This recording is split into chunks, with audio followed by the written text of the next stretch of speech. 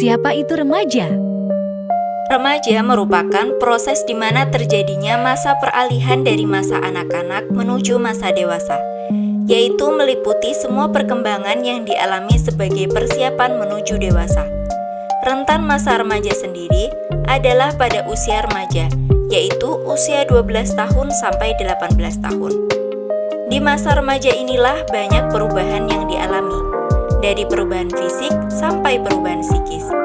Perubahan fisik yang terjadi, misalnya tumbuhnya jakun, tumbuh kumis tipis pada laki-laki, dan berkembangnya payudara dan pinggul pada perempuan. Sedangkan perubahan psikis itu sendiri, semisal pikiran semakin logis, abstrak, dan idealis. Periode ini disebut masa pubertas, yaitu semakin bertambah postur tubuh, berat badan semakin bertambah, serta kematangan alat reproduksi yang semakin pesat. Di zaman milenial yang serba dipenuhi dengan berbagai teknologi ini, anak remaja dengan mudah mendapatkan informasi melalui internet dan jejaring sosial lainnya, seperti video-video seks atau pornografi yang ada di YouTube dan tontonan yang ada di televisi. Menurut data World Health Organization (WHO), 33% remaja di Indonesia melakukan hubungan seks. Sedangkan menurut penelitian yang dilakukan oleh Kemenkes RI, dari hasil tersebut 58%-nya melakukan penetrasi di usia 18 sampai 21 tahun dan 2,3 juta kasus aborsi per tahun sebesar 30% dilakukan oleh remaja. Kalian tahu nggak sih gimana bentuk perilaku seks bebas itu? Jadi, perilaku seks bebas itu dibagi menjadi 4 kategori. Apa saja? Berpelukan, berciuman, bercumbu, dan berhubungan badan. Sebagian besar perilaku seks bebas dilakukan di rumah, kampus, rumah kos, hotel, dan tempat penginapan lainnya. Terus, tahu nggak sih kenapa kejadian tersebut bisa terjadi? Well, let's discuss. Faktor internal. Remaja mengalami perubahan hasrat seksual yang meningkat dari dalam pribadinya. Peningkatan hasrat seksual ini akhirnya mendorong remaja untuk menyalurkannya dalam bentuk tingkah laku seksual tertentu. Adapun faktor eksternal seperti keluarga, teman, pacar, teknologi, dan lingkungan sosial remaja. Salah satu faktor utama adalah kurangnya perhatian dari orang tua. Kesibukan dalam bekerja terkadang menyita banyak waktu sehingga anak kurang mendapat perhatian serta pengawasan. Terlebih lagi ketika sang anak berada di lingkungan baru, bertemu dengan anak-anak lain, kemudian saling kompromi dan mempengaruhi. Seperti mulai berani melawan orang tua, termasuk pacaran tanpa tahu aturan sehingga terjadilah kasus kehamilan remaja. Lingkungan pergaulan. Selain keluarga, faktor lingkungan tentunya juga berperan penting sebagai penyebab pergaulan bebas. Lingkungan pergaulan menjadi salah satu penyebab utama seorang remaja berbuat menyimpang. Remaja yang tidak dibimbing dengan baik di rumah oleh orang tuanya akan mengikuti teman di pergaulannya. Kecenderungan remaja yang berpersepsi bahwa teman sebaya adalah tempat untuk belajar, bebas dari orang-orang dewasa atau mandiri, kepada kelompok, belajar menyesuaikan diri dengan standar kelompok akan mempengaruhi remaja itu sendiri. Oleh karena itu, pergaulan remaja harus benar-benar diperhatikan oleh orang tua.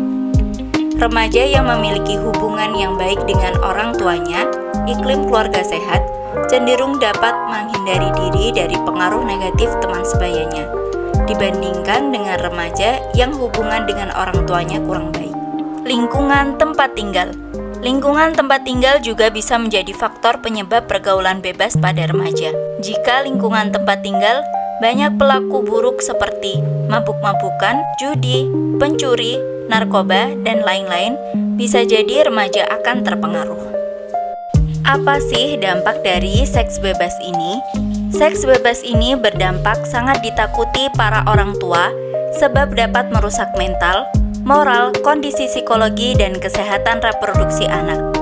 Dan banyak sekali kerugian yang dialami remaja, seperti hilangnya harga diri para remaja, kemudian prestasi-prestasi ikut menurun, sehingga mereka dikucilkan dari keluarga.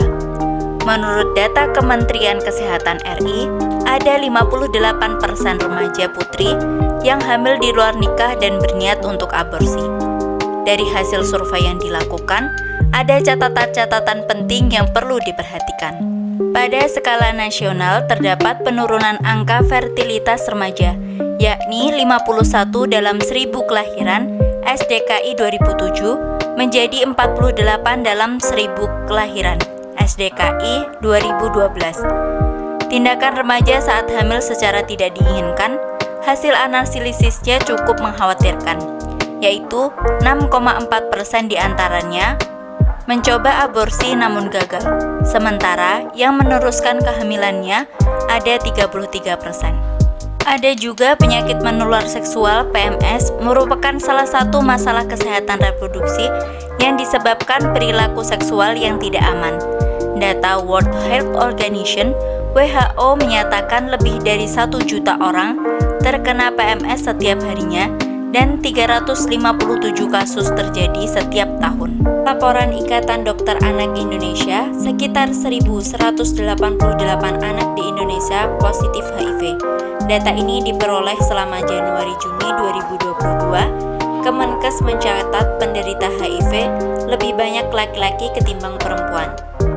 Penderita terbanyak dialami mereka yang usia produktif. Ada banyak faktor tingginya kasus HIV dan AIDS di Indonesia. Salah satunya karena persoalan ini masih dipandang tabu oleh sebagian besar masyarakat Indonesia. Persoalan seks di luar nikah bertabrakan dengan norma masyarakat yang membuat informasi edukasi kesehatan seksual seperti penyakit menular seksual terhambat. Selain itu, hubungan seks di luar nikah dan gonta-ganti pasangan memang beresiko. Kemudian, juga penggunaan jarum suntik narkoba secara bersamaan serta penularan dari ibu hamil menjadi faktor pendorong seseorang terkena HIV atau AIDS. Lagi-lagi di sini peran keluarga sangat berpengaruh. Loh, memangnya kenapa sih? Keluarga dituntut untuk lebih aktif lagi dalam memberikan pemahaman kepada anak, sehingga mereka mampu terhindar dari pengaruh lingkungan yang buruk dan memberikan batasan waktu untuk keluar rumah. Di samping itu, si anak bisa didukung dengan mencoba mengisi waktunya dengan kegiatan-kegiatan positif, semisal mengikuti kursus bahasa Inggris dan kegiatan bimbel lainnya. Serta sejak dini, orang tua harus memberikan pengetahuan dan pendidikan seks dan seksualitas, menanamkan nilai-nilai luhur tentang budaya dari daerah yang menjadi kediaman mereka, dan membekali dengan ilmu, sebab dari situlah awal karakter dan pemahaman anak bisa terbentuk. Dari banyak faktor yang dijelaskan, diketahui bahwa ada baiknya remaja dari sedini mungkin sudah diberikan pemahaman yang benar mengenai seks bebas dan pentingnya pendidikan seks dan seksualitas bagi remaja.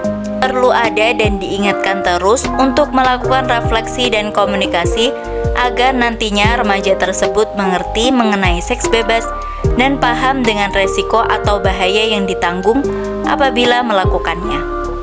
Para remaja harusnya memiliki motivasi positif untuk meningkatkan kualitas dan kuantitas bagi dirinya.